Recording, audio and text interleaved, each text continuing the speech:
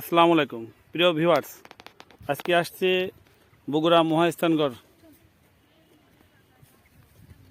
আজকে সেই একেবারেই ভিতরে চলে আসছে, সেই জিনিসগুলো দেখানো, সেই সময়কার সেই প্রাচীর।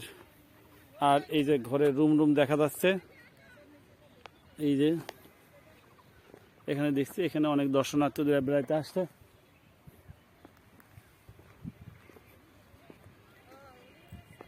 কিভাবে ঘরগুলো ছিল, ইটগুলো একটু দেখাই। আসলে ইট না, ইটগুলো কেমন যেন কোনো সাইজ নাই, সাইজবিহীন, একটা বড় একটা ছোট, কোনো ফুল ইট বা আস্ত ইট নাই, এখানে ভাঙা ইট দেখছি। কিন্তু নিচের ইটগুলো প্রিয় ভিউয়ার্স, এখানে কিছু বাইরের মানুষ দেখা যাচ্ছে, মনে হচ্ছে বেড়াইতে আসছে ওখানে।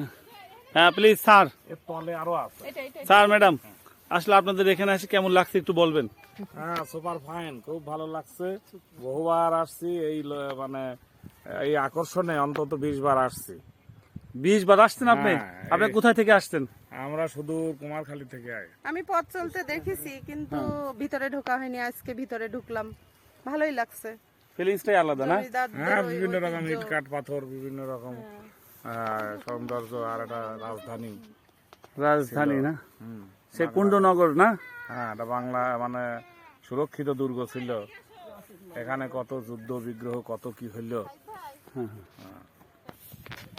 হ্যাঁ প্রিয় ভিউয়ার্স, এখানকার যে দৃশ্যগুলো দেখলাম, আমরা আরও অন্য দৃশ্যগুলো দেখাবো অন্য ভিডিওতে, বা আরও এই ভিডিওর সাথে সংযোগও করতে পারি।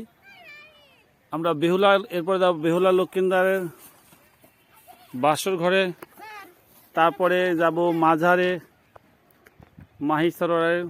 ওকে, ধন্যবাদ।